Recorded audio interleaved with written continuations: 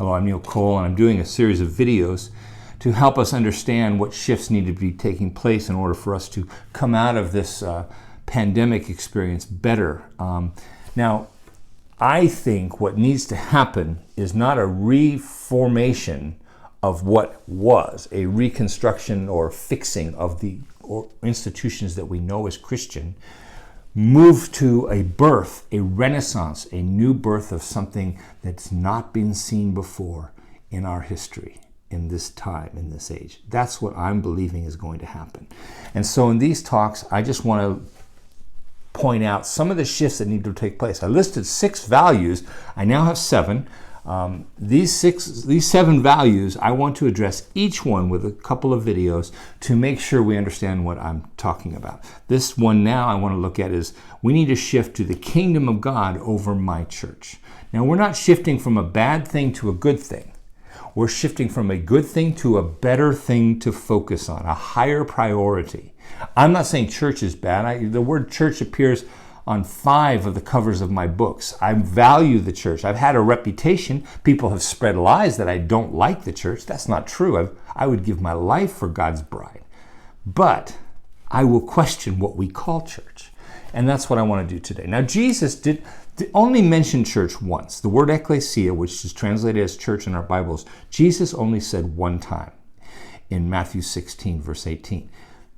But he talked about kingdom, and he mentioned the kingdom more than 86 times in the New Testament. Kingdom is very important. Now, I don't want to say Jesus never talked about church, because I think the kingdom of God contains the church.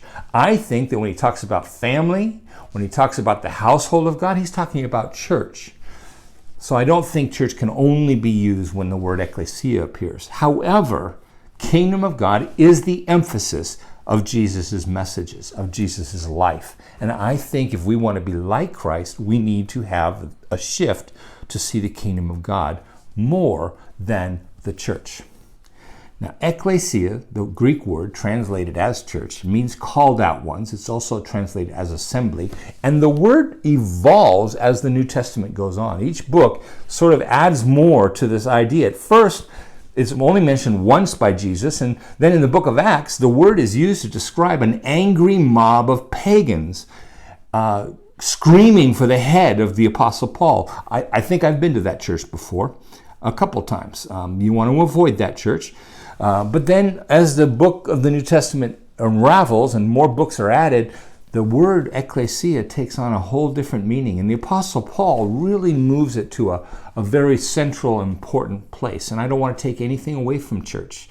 Like I said, I've mentioned church. I've written books about church, many of them. But I think our emphasis, our priorities need to shift to kingdom. Because what we've done with church is not very biblical. Now, I have to comment on this. There are some denominations in Christianity that value the Bible, but also value tradition and history on a level field with the Bible. And if that's the case, they can call church whatever they want, and I can't argue with it. Unless they say this tradition is biblical and it's not in the Bible. Then I can argue with it all I want. But I'm not here to argue. I'm here just to say what we've come to believe as church needs to be disassembled. Because, I mean, think of it. Church, if you open up Webster's dictionary and you look up the word church, it is actually a building. There is a church that is a building. Now, in the New Testament, that's not true. They didn't have a building for 300 years in the New Testament. In fact, in the whole New Testament, there was never a building. But over the course of history and time and experience and tradition, this has come to mean what a church is. It's a building. Also, it's come to be a business, a non-for-profit business that has a board of directors, a series of bylaws, a mission statement, and they function as a business. They have a budget and everything. That's really common. Every church is like that. Also, we begin to see church as an event. You go to church.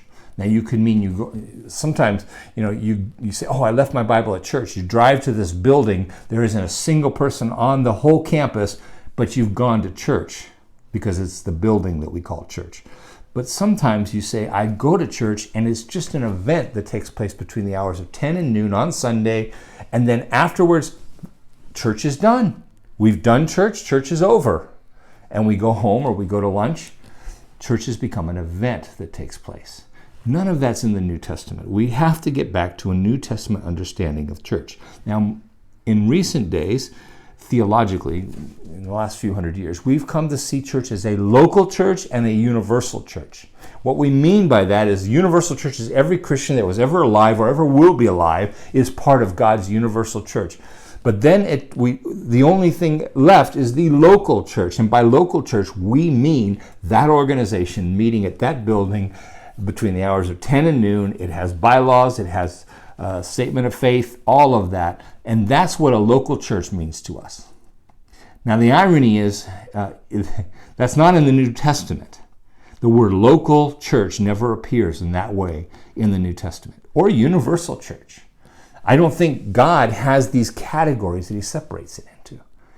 But a local church in the New Testament, the idea that you could have a church on one corner and across the street another church, and they might disagree on some minutia of doctrine, and they never talk, they never take a meal together, they give each other the stink eye when they walk to their cars at 12:10, depending on how long the sermon went.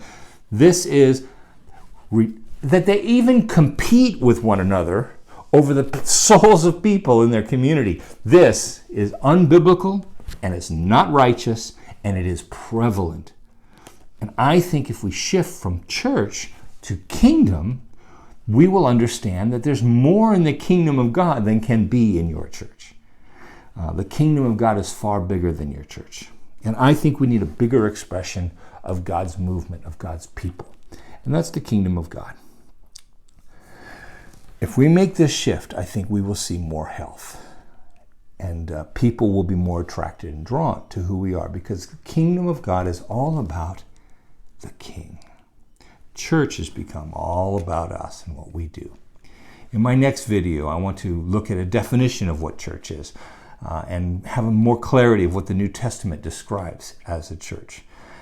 But for now, listen to Jesus and do what he says.